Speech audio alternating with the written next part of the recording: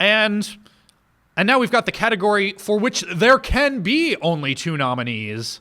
Best Conclusion. Oh, yeah. Oh, yeah. Yeah, we okay. only we only saw 2. Yeah, I mean, unless you want to try to argue for Ginny Tyson, you can do that. But the 2 nominees I've got down are Recovery of an MMO Junkie and Inuyashiki. Man, you were going to fight me. So here's the thing. Inuyashiki's conclusion, as much as I love that show, and I do, it was rushed. It just was. That's nobody's fault except for the Japanese people for not buying this manga. Truly giving Hiro a reason to hate the country. Yeah. See, okay, so when we're talking about a conclusion, it's curious because we got a real ending to this season in Magus Bride. Like, again, I said before, if that were the end of the show, I'd understand. It would have just been an advertisement for the manga, which I probably then would have started reading. But it is a mid-season break, but it is still a powerful conclusion to that arc. Kinda, yeah. With Inuyashiki, it is a definitive ending to that story. Like, would it make you feel better if I wrote this down as best ending? Because what I'm trying to do with this category is so few anime have a powerful few stories in general, but especially anime have a good ending. Yeah.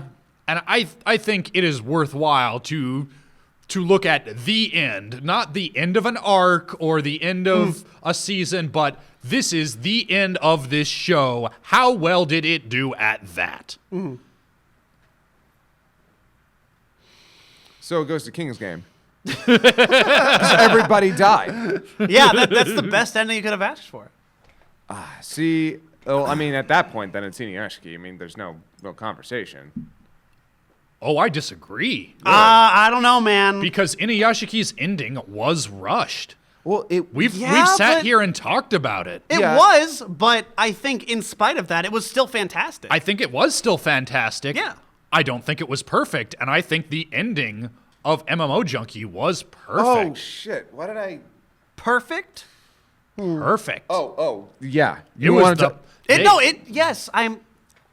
Y'all looking at me like, what the fuck? No, yes, it was great. I don't know, I wouldn't call it perfect. It was really good, though. I can't think of a single thing I would change. Well, yeah, that's the thing.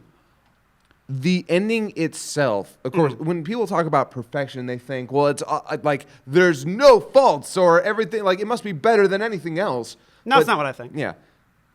To me, I look at it, looking at it from the author's perspective and from my perspective, I wouldn't want to change a thing. Because it's like, this hits so many emotional moments. Could I do that better? I don't think I could. I couldn't make a recommendation for how it could have been better. So in my mind, it's like, that's a perfect little ending for this. It's sweet, it's low-key, but it hits a lot of emotional moments and shows that these characters are making progress before this ends. Like, they're not perfect. They're not even great at what they're doing. No, but they both suck at it, and that's the best part of it. That is so the best part of it. Because they've made themselves okay with sucking at it. Exactly. Yes. It's okay that I'm not good at this. I'll get better. Yeah. No, it's fantastic. I still think Inuyashiki's better. I cried so hard at that. It perfectly wrapped up everything. And you have the whole thing with Hiro, dude. I wouldn't say perfectly wrapped up everything. Because, again, I always thought, and had thought from the beginning and thought till now, that the asteroid was a bad plot device. Like, out of the whole show, that's something that I would say that was bad. Sorry, I hate the meteor. The asteroid, I thought it was contrived, and I thought it was just a way to kill both Hiro and Inuyashiki. Now, was it effective? More than not. Because it did give them this moment to be like, okay, this is where we can do the best possible thing and save humanity. And it gave Hiro, well, not a personal redemption, a redemption overall, like, well, at the end of the day, he at least did more good than harm. But I can't escape the fact that asteroid, the entire time it was there, I was like, okay, yeah, so this is where it's taking us. And it was rushed. Huge emotional beat, especially with the family. So very happy that we got that, because if we had... that opening bit. Yeah. If we didn't get that bit with the wife and then the son later on to help kind of like... Because Marty was already like, okay, Marty, you're a member of the family. I love you, my sweet daughter. Then the other two were like, okay, we're here too. I'm like, okay, good. We've got the whole house here, dog included. God help you, Hanako. You made it. But at the end of the day, I have problems with it. Mm-hmm. And it did not hit me as emotionally as it did you. I still got emotional. Trust me. Yeah. But like the ending to MMO Junkie, I just can't find real problem with it. Mm. And it sold me, like the whole thing. Yeah. So it's really good for the story it's telling. You can't do a better ending than that. It's so good. And yes, I agree. Seeing an anime actually get through the net of the hoop with the slam dunk and do the whole motion. Yeah, God help you. Like, it's so many dropped the ball on the way there, but you know what? This one really got it. I really do wish that Inuyashiki had been one more episode. Just one more episode to let those last two kind of really sink and play, because I was reading some of the manga that you brought in earlier, and I'm like, wow, they have a lot. They actually had a couple more scenes than we remembered, than you remembered. Yeah. Just not a whole lot, but enough to where, like, wow, they're really kind of spending some time here near the end of the world. Like, you see when he has initiated the honestly, it's in the manga. I was just looking at it. Oh, yeah. When he initiates the detonation, you just see the black holes where his eyes were, and the panels zoom in, and then you see no dialogue, just his house, completely empty, and then you just see old streets he used to walk through. Some rooms, I assume it's like Mari's room when she was a kid. Then you just see the pictures of everyone. No words. You just see his daughter, his son, his wife. Then the next panel is him exploding. God, if that doesn't just kill me. Also, something really cool that the manga does is that when it shows everyone looking out to the sky, he doesn't do a light. He just makes the sky. Yeah, the sky's just completely pure white. Yeah. And there's something stark about that imagery that works really well. And I won't lie, in the actual episode proper, it works well enough. It does. But that stark contrast wasn't there. It really highlights the last light of everything is gone. But you guys can still do it. And I don't know. Yeah, I don't know. I will concede. It's 2-1. I'm fine conceding it, but Inuyashiki really hit me. No. Yeah. Trust me, Inuyashiki still has a very good ending. Oh, yeah. Like, it's a controversial ending. It's flawed, but shit, man. It's still Inuyashiki. Yeah. Like, even the worst of Inuyashiki, that's fine. was better than 9 other shows. Yeah. Well, and like for everything that I just said about how tough endings are, how few things do it at all well. Like, how crazy is it that of exactly 2 shows that we saw through to the end as a group, that they're both amazing? Yeah. But yeah, if I got to give that edge, I got to give that edge to MMO Junkie, because it just wrapped up all its themes, all its characters, everything so incredibly well. That last episode alone, from start to finish, is very, very good. Just the whole scene of them in his apartment, then just the final walkthrough down the street is very, very compelling. I was so afraid. They could have done any little thing to fuck it up. Yeah, I mean, the reason I didn't like the OVA is because they did those things that I was worried about. So in here, like in that actual last episode, they avoided the pitfalls that were just begging to be made. Yeah. They like strayed. They didn't get too much into the fan service, and what they gave us was natural, organic, and kind of cute. Mm-hmm. Like just that moment where again he's looking at her chest and the sweater. I'm like, dude, I'm right there with you. Yeah, I know. Like, I'm not gonna pretend like a couple of my friends, dudes wearing sweatpants. I'm like, oh, okay, all right. No, they're both fantastic. I really like them. Absolutely. Congratulations. Best ending, recovery of an MMO junkie. What a fucking surprise, man. What a fucking treasure. It was good. And our runner-up, That's Inuyashiki. Inuyashiki not sweeping this shit like I expected it to. Yeah, no, it's very good. It is amazing. God, what a season that we had. These I know, three right? Such amazing shows. I never thought I would be saying anime is good. And this is just a season, Again. by the way. Yeah. We have like, if we could get 3 shows out of every season, wouldn't that be peace on earth? Oh boy, that list for next season's looking real rough sometimes. But I would have said that about this season too, and I was surprised. I remember going in like, I don't care about any of this shit. I think the first episode, I was like, fucking kill it. I fucking hate all this. Yeah, I was ready for a bigger bloodbath, but Yeah. Well, guys, we got 2 more categories. Let's talk about best couple. Oh, fuck me. Yeah. Oh, boy. This might be another rough one. Oh, Okay. fuck. Okay. Our nominees, Elias and Shisei, Ancient Magus Bride. Sakurai and Morioka, Recovery of an MMO Junkie. Hayashi and Lily, Recovery of an MMO Junkie. Oh, that's cute. Nice. That's cute. Asta and Sister Lily, Black Clover. No Brows and the Princess, Kino's Journey, that one episode where everybody's a liar. Emmy and Pencil, Infinity Force.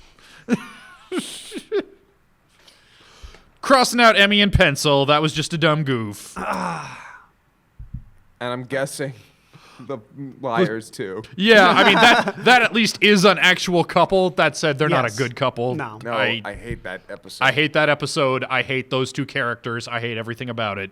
Crossing it out. Asta and Sister Lily, we will never know if they finally get married. But it's not going to happen here today. That kid's a little rapey. A tiny bit. A little bit. Tiny bit. I mean, look, on the rapeometer, he's not spiking the needle, but he's not a flat 0 either. That's all I'm saying. A non-zero rape number is not okay. Nobody's a non-zero rape number. Let's get real. Everyone's an animal. We're all animals. We're just monkeys in suits. Yeah. So let's do it like they do on the Discovery Channel. Best couple right here. Best couple, these nuts. Name Okay. me 2 other characters that go so well together. Hayashi and Lily, I think they, like, we don't actually see much of them past a certain point, but they, like, anytime you see them actually working together, it is real cute. Like, when they beat a boss and you see them both trying to give each other the credit, it's real cute. I want to put another couple in here. Oh, please do. Natsuko and Nobuaki. They had some rough moments. They often got into squabbles. That led to some bad things happening. But, you know, it ended with her saying how much she loved him. Right? Kieran? Right? Kieran, baby? Yeah. Shut the fuck up. Nobody? No takers? Okay. Adding it to the list and promptly crossing it off. Actually, to be completely honest, I like that you added Lily and Hayashi. I think that's really cute. They were distinct. it was sort of fascinating to see their relationship online in comparison to their relationship in real life. In that you could definitely see that these were. It's interesting that these were really representations of the people that they wanted to be. Mm-hmm. A lot more extroverted. Yeah. There was something that I kind of didn't like. There was something I kind of found a little bit weird and interesting about that the OVA, where she's talking about like, oh gosh, like when she's looking at Hayashi and she's like, wow, that's my type. Oh God, have I just been playing my type? And then Lily, it's kind of interesting because you got to wonder if Lily is Sakurai's type. Mm-hmm. It's kind of a curious question. Although it's so cute that he plays this like sprightly, helpful girl. It's like for a little while there's this kind of, I like the gender stuff that's at play in MMO Junkie. Yeah. But this is going to be real tough because let's be honest, it's going to come down to it's Morioka, Sakurai, and Elias and Shisei. Yeah. Yes. Because they're really the only actual couples this whole season. Yeah.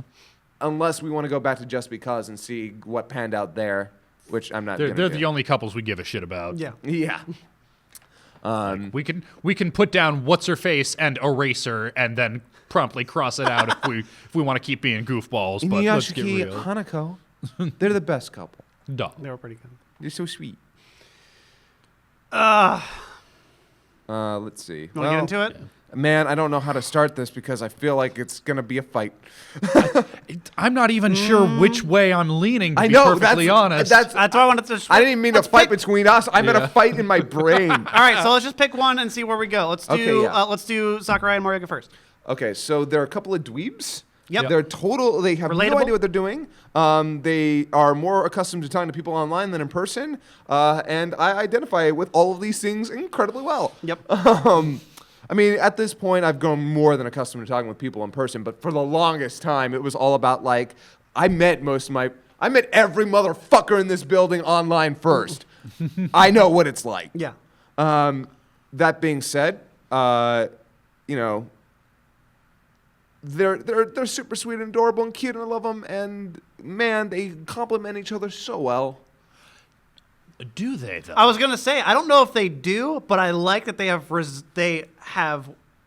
want to work together to be better for each other. Okay, that's mostly what I meant, is that in each other they see something that they can get out of each other in a good way, not in a using way, but like Yeah, but I think in a lot of ways they are on the same journey. yeah. You know, to be more confident, to have a little more self-esteem. Their arcs as characters are in parallel. Yes. I think Elias and Chisei are actually a couple that complement each other, which is to say, fill in each other's weak points. Oh, absolutely. God, Because they are such opposites, and they are almost traveling in different directions to try and meet in the middle.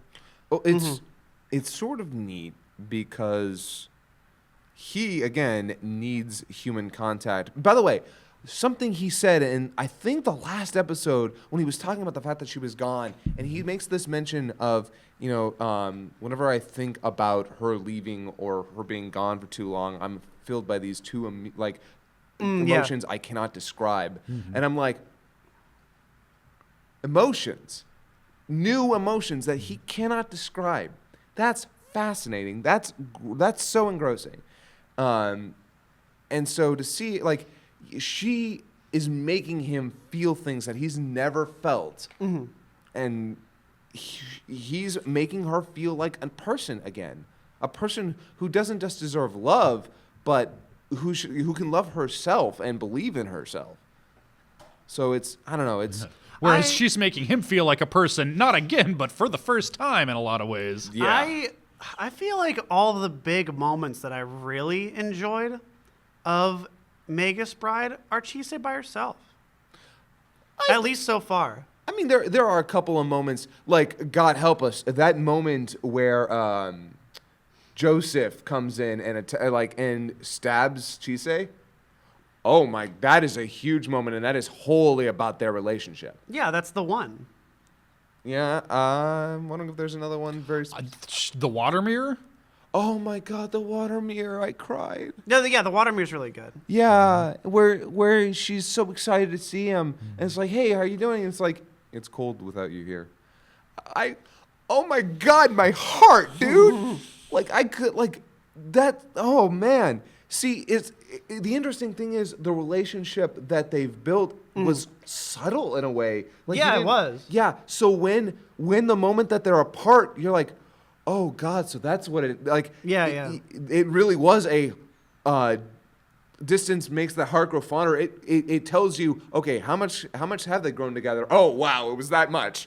Like that, it pangs that much. And I've had the opposite. I've had a relationship where I was smitten with this person until I went away. Until I was away from them for a while, and those hormones had a chance to wear off, and I took a cold eye to it, and I went back home and I broke up. Actually, it was a little bit like that with my husband, because you know, when the first time, like after I moved in for a little while, you know, you settle into living with somebody and then get married to somebody, and then things get kind of in a real rut. And then, I left for a little while to go off and do stuff. And every time I leave, I'm like, God, I miss my husband. God, I miss my husband.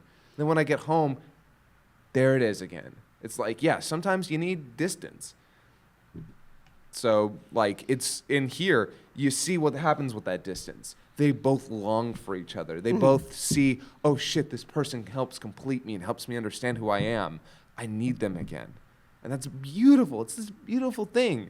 It's not codependency. It's legitimate, like, growth on both their parts. And that's why her having her own experiences is so valuable, because it teaches her that that's true. he is not the only good thing in my life. Oh, yeah. But he is still a good thing in my life. Yeah, like when he says it's like, if you just have her living with you, you're going to kill her. Like, you're going to waste her. Don't do it. And it's so good. Like, see, I could not tell you. This is going to be a hard one because both of them offer different things to me. Yeah, I guess that's the thing, is they're both kind of, they're very different relationships. One is cute and sweet and I identify with, and I'm like, oh, look at those two cute little dorks. And then when I look at Chisei and Elias, I'm like, oh my God, what a beautiful relationship that's complex and different. And like, there's so much to it there. And they hit me in different places, and I don't know how to consolidate. Like, okay, but what's more important to me here? I think, okay, here's where I'm going to go with this. Because couples in fiction are so frequently depicted as something that leads to a happy ending, I appreciate Magus Bride more for dealing with the shit that people don't like talking about. Ooh, yeah. Whereas I think MMO Junkie is a bit more traditional in the romantic narrative we get, albeit with conventions of the modern. You still get the "and they are happily ever after." You still get that at the end. Whereas this, Magus Bride could still end this way.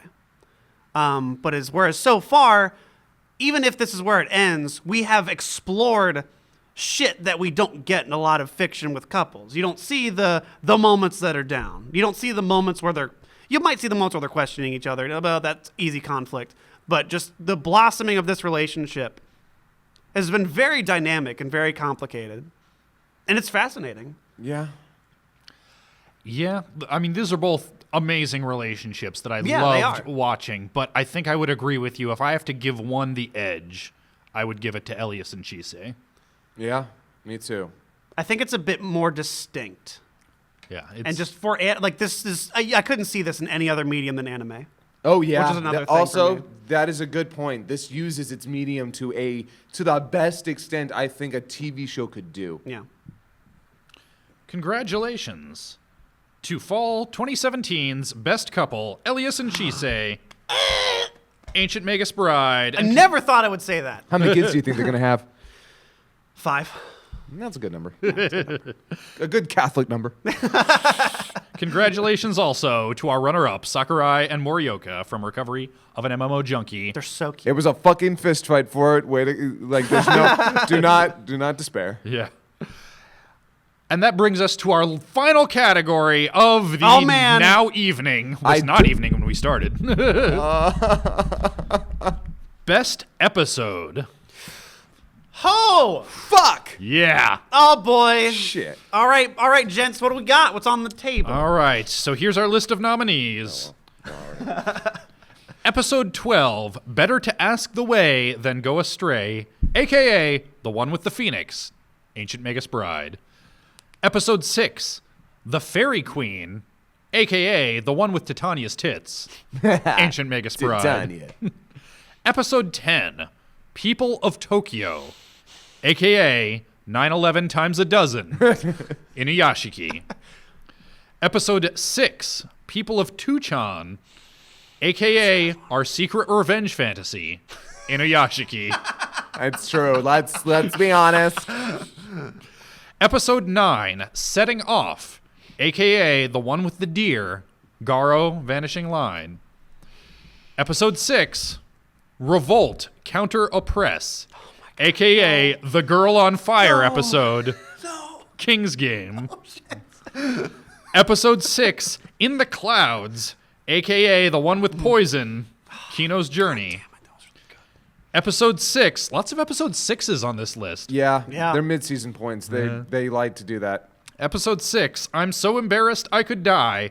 AKA the one where Morioka goes on 2 dates. Recovery of an MMO junkie. And episode 10. On a moonlit evening. AKA the real final episode. Recovery of an MMO junkie. Strong list. Yeah. Fuck me. Look, I'm just gonna put it out there. I think out of that list, personally, I think the strongest episode is episode 12 of Magus Bride. That's my personal feeling. I'm actually kind of like the episode you chose with for Inuyashiki for what was it? The 9/11 one. But yeah, actually, I don't know. I didn't feel hugely about that one. Oh, I think it's the best episode of the entire series. That's the one no. Martin That at the end, right? Oh wait, no. That's never mind.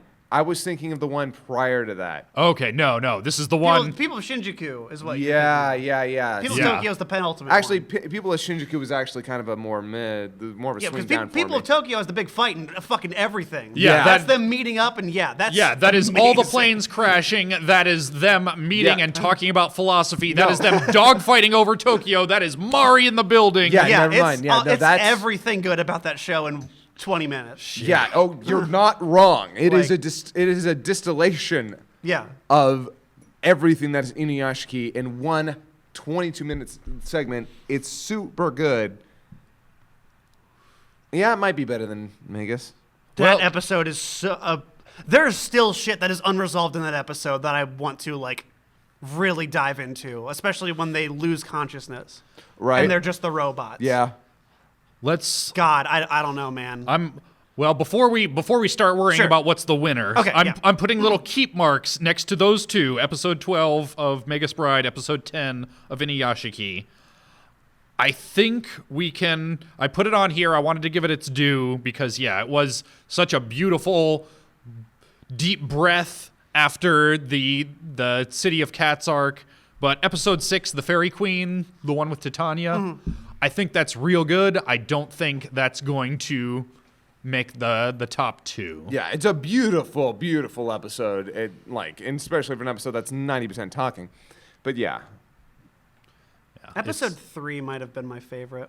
Magus Bride. Really? Yeah, I can see Just that. for that moment alone. It is a really beautiful moment. I mean, Like- it's where Chisei finally takes her first step. It talks a lot about suicide and death, and I like that. It is a very, very well handled examination of those subjects that I think a lot of fiction likes to use as some I don't know, some flag pull for, hey, we mean something. This really cares about it. Yeah. I loved how they explored that, even if it's only relegated like the past 10 minutes. But it's just a fun episode too. You get the dragons and shit. Just them fucking around, having a good old time. It is a good episode. I'm trying to separate like the episode on its own merits and my reaction to the episode because I went into it from such a weird place where the way the cliffhanger in the previous episode ended with her just getting snatched up. Oh, yeah, And that's right. I'm going into it thinking like, oh shit, this is where the plot's going to take off. There's danger. There's, and then it turns out it is the opposite of that. It is this soft, sad rumination on mortality and yada, yada, yada. And so it took me a while to pivot and get on the episode's wavelength in a way that didn't do it any favors, but not necessarily because of anything bad about the episode itself. The first 3 episodes have pacing issues. Yeah. Yeah, they do, and that's ultimately where I'm not gonna push too hard for episode 3 because it takes a while to really get going. It's not until she starts talking to Nevin that it really gets good. Yeah. Now, you want to talk about an episode that's just good from beginning to fucking end. Yeah, that Inuyashiki episode. It's consistently great. Yeah, Yeah. it's pretty remarkable. Like it starts and doesn't stop until Hero's getting juice. Yeah. It's What else? Okay. Yeah, let's talk about something else that I want to give its moment in the sun, sure. but I don't think hangs with some of these others. Episode 9 of Garo the Vanishing Line, the one with the deer. Yeah, that's a great one. That is a really good episode. That is that is quite possibly the best episode of that show. I'd agree. You might be right. The one 2 episodes before that, the one where Kung Fu Action Nun fights the one with Pawn. Oh, yeah. That's another really solid episode. That was fun. Like, those 2 episodes might be the only reason why I give any of a shit about Garo. Yeah. Because those were 2 really strong episodes. Yeah. But that said, I don't know that that's... Like, I don't know that that episode is so much a self-contained episode. It's very much the denouement to a story that in and of itself was kind of shit, which was, you know, the city getting attacked and Discount Vicious doing his whole thing. So I'm fine with leaving it off the list, but I wanted to give it its moment to say, boy, that episode surprised me and did some things I didn't think that dumb show was capable of. Yeah, that took me by surprise too. That was a great one. Yeah, no, that's fair. What else did you have on there? My favorite episode? We've also got episode 10, no, we got that one. Episode 6, People of Tuchan from Inuyashiki. We've got... That is a really fascinating episode. I don't think it stacks up to the other Inuyashiki episode. Yeah, if I had to pick one, I would go with 10, but 6 does so much that I think there are fucking layers of shit you can analyze about what's going on there. Yeah. Like there's a lot happening and being critiqued on just the nature of criticism and internet discussion. Oh yeah, like, no, there's a lot of really fucking. It's a trip. Yeah, no, the idea. That's where his mom dies, right? Yes. Yeah, she kills herself in that episode. And that's when that's when he doesn't shoot Shion and the grandma, right? Oh God, That's a damn good episode. Yeah. Wait, hold on. Is People of Tuchan? People of Tuchan. Yeah. That's the one where it begins with him flying away from the police and taking refuge with Shion and Gram. Yeah. No, all that was real good. Yeah. He's sitting there just like almost comatose in the corner of her room, just like reading the internet comments and watching the news. Then that moment where he goes up to them and it cuts. You don't know if he shot them or not, and he totally could have. Yeah, that was, oh my God. That is, oh man, I'm just revisiting all the highs of that episode. Those are real fucking good. Yeah. That's a hero exclusive one. But that being said, I would still put 10 over it, but it's, testament to that show's quality. It's a very good one. Yeah, that there are 2 such standout episodes. Yeah. In a show just full of just a great show back to front, and those 2, oh man. But yeah, stacked up against 10, I think 10 is even more jam-packed. Yep. Yeah. And again, it's a climax. Yeah. We got... there are no more easy cuts here. But okay, so we'll go on down to okay, up. So going back down, we got episode 6, the Girl on Fire episode of King's Game. I think, look, that is on this list on the strength of its last 5 minutes. I know. Those 5 minutes are so Those are a real good 5 minutes. I don't think that's actually a good episode. No, absolutely not. But man, no, I would not fight for that. But I'm glad you put it on there. Yeah. I wanted to give it its moment in the sun, give it one more time to shine. It had my favorite moment in it. Yeah. Yeah. It had Torso Boy. Yeah. It has Torso Boy. It has Rocket Head. Rocket Head, Torso Boy, Girl on Fire. It's my favorite superheroes. But there can be only one, and then one runner up, and let's get real, it's not one of those. No. Is it MMO Junkie? Well, let's see. So we've got 2 MMO junkies on this list. We've got episode 6, the one where Morioka goes on 2 dates. And I love this episode. That's a great episode. Oh yeah, no, it's a fantastic episode. I think that's the one where we all were just like, yes, that's when the show came into its own. Yeah, 100%. That's when it hit maximum kawaii. And it was and just from good that then. episode, it was just coasting on and like resolving everything kind of brought up there. Yeah. It's a very good one. It was such a turning point. Everything before then was building up to this. Yeah. Everything after this was now you know what this show is. Now you trust that this show can deliver on its promise. Yeah. Without that episode, it would have been just the fluff that I think we were okay with, but not expecting to be engrossed by. Yeah. It's a good one. And then we've also got episode 10 on a moonlit evening, the actual final episode, not counting the OVA. Yeah. That last episode's real good. We voted it our best ending. Yeah, which in and of itself is a way of, like, an ending is more than just the episode. It is everything that comes before it plus that episode. But that ending is handled so masterfully and delicately, like every little thing. Yeah, that said, as an episode, as 20 minutes of television, I think that the ending was so good that it's easy to forget that the first act of this episode was dragged a little bit, was slightly frustrating. Yeah, I'll agree to that. As somebody who loved, like, it was like this entire finale, this last episode is just them being adorkable. And that's what it was. Kinda. I feel like it ultimately worked in service of the message that they are now in person and don't know what to do.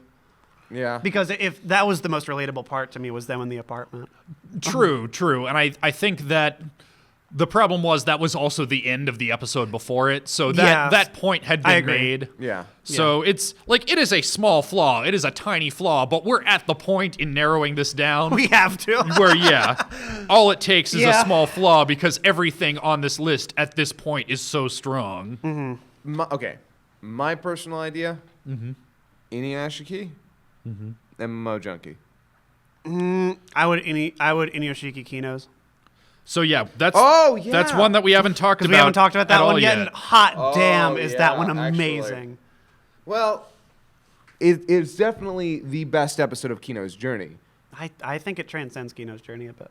Well, I'm saying it's the best episode of Kino's journey. As far as everything else goes, I don't know. I liked it because of the story it told, but it had flaws. Like, what jumped out at you that was immediately bad? The dialogue between the kid and that was the sticking point. Was the kid? Yeah, was still really awkward. Just how cartoonishly evil. Yeah, how cartoonishly evil these people were. Yeah. Like, I'm sorry, I need a little bit more grounding, and this was just over the top, like vicious, devilish. Like, okay, all right, yeah, we get it. They're treating the slave like garbage, and then that part happens, and I'm like, who raises their kid like that? Yeah, I think I was able to tolerate it a bit more because the payoff for it is a theological thing. Is it okay to hate someone like this? Not, does this person exist in real life? Yeah, sure. So like that's how I can like resign it, but I will agree it's over the top. Yeah. It's like I say, I don't think it's a fatal flaw, but I think it is a flaw, especially in a season where we can stack this up against something like Inuyashiki, which is able in a similar time span to so expertly like make you feel for someone, make something feel both that dark but also that real. Yeah, I like. Look. Yeah. It does fumble in the realism for that a lot too. Yeah, I will give it the benefit that it raises some good questions and has some great emotional weight. That being said, it fumbles on a lot of its dialogue and its characters. I wouldn't say a lot. I think it's really just the kid. I think most of the dialogue's pretty good. Well, I do have to admit, I love the fact that the guy sets up like, what else did your mom tell you? Eat your veggies. I loved that. That was like, okay, wow, great, bring back around. Like, because the moment everyone started falling, I was like, wait a second, I bet that motherfucker didn't eat his greens, and he didn't. Yep. And then he kills himself at the end. That sequence is really powerful. Yeah, it is very Here's powerful. how you hold the gun. Here's how you do this. Okay, thanks. Like, and it being the best episode of that show and a standout amongst the rest of them. Yeah. I got to admit, like, pretty damn good stuff. But I think one of the reasons I went back to it and loved it so much, again, was just that it was so much better than what else I was getting from the show. I was pleasantly surprised. But I feel like I'd really have to go back and rewatch it to see if it was actually as good as I remembered. I just remember us when we talked about it. We're like, you don't even need to watch the rest of the show. Just watch this episode, which is what I think this category kind of praises. That's true. This category is 100% about that. But there are flaws in it. It's not perfect. It is far from that. But I think it's such a dynamic roller coaster and where it goes. Yeah. And I was really. The ending's like, The ending's a little whatever. That's the only part that like really gets me is the ending. Okay, and then she goes off and takes photos, whatever the fuck. But everything else on that, I was all in for. I'm gonna go. What else is on there? Yep, I'm gonna go ahead and put a cut mark next to that one. So we are down to episode 12 of Ancient Magus Bride, episode 10 of Inuyashiki. That was 6 of MMO, right? And episode 6 of MMO Junkie. Mm-hmm. Oh, man. Okay, I'm just going to say, I'm going to put this out there. Does anyone think that Magus Bride even deserves a spot in the top 2? I mean, I think it is a good episode, but I think... Like, once again, like much like the finale of MMO Junkie, I think it's also good to remember that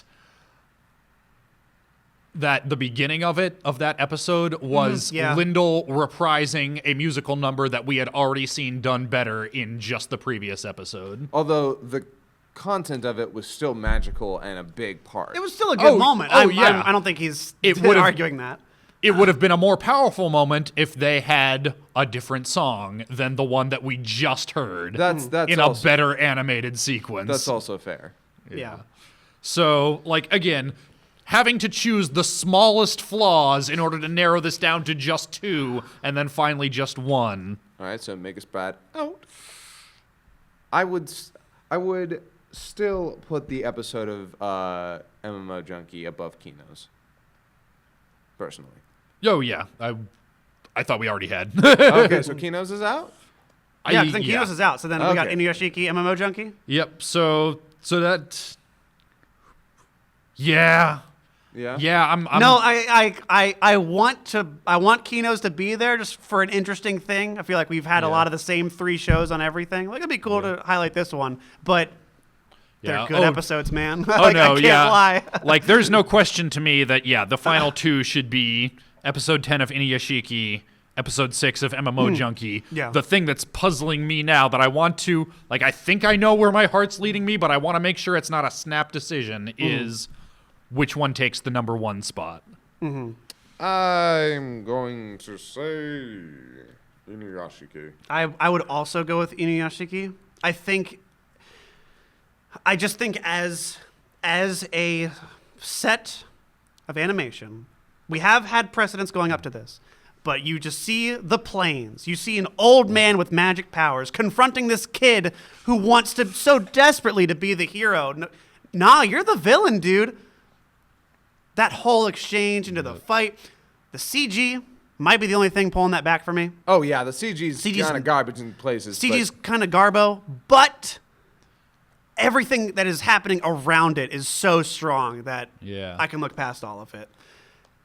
MMO Junkie, it's a damn good episode. It is a damn good episode. It's very good. It sets the precedent for everything that comes after it.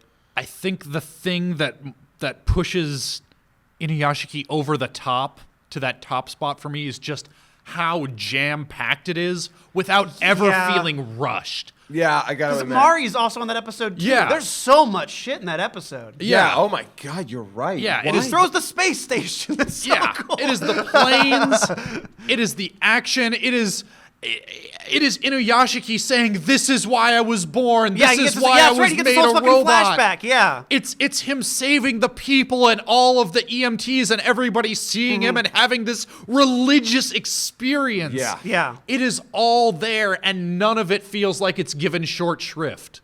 Like, it all feels like it's given as much time as it needs. God. I know we had... How do you do that? It's like a magic trick. Yeah. How do they get all these clowns into this car, though? I know. And they're all Pagliacci. They're all the best clown. That's why I can look past the CG. I know some Yeah. people want to say, "Oh, the animation sucks. Oh, the CG's bad." Did you see people say that? I did see some people say Motherfuckers. I have not seen a whole lot of those people in our comments. No, not in our because- comments. I yeah. saw them in the greater discourse on the Twitterverse. I saw a few comments Yeah, like that. I think Wrong. I think if people have been following us for this long, they've by now I should hope like gotten a sense for what we're all about, and Yeah. they're here with us. That's Yeah. not to say that you can't disagree with us and still enjoy the show. Like, please do. But I think the majority of our audience is here with us with this old man. Yeah. So good. This old man, he placed one. I think we gotta Yeah. call it. Yep. I think that's Congratulations. episode 10 is so good. My God. to our best episode of fall 2017, episode 10, People of Tokyo, aka 9/11 times a dozen, Inuyashiki. Congratulations also to our runner-up, episode 6, I'm So Embarrassed I Could Die, aka the one where Morioka goes on 2 dates, Recovery of an MMO Junkie. And gentlemen, that is it for the fall 2017 season of anime. We will see you next week, where, if nothing else, hopefully we'll have another Ancient Magus Bride to talk about, but we don't know for sure. But if not that, we're going to go down the list and announce our poll for winter 2018. We're going to share what we know about each of those shows so you can make as informed a decision as you can with so little information makes it over here in a timely manner. But what we've got, we will share with you next week. Thank you guys so much. See you next time. See you guys. See ya.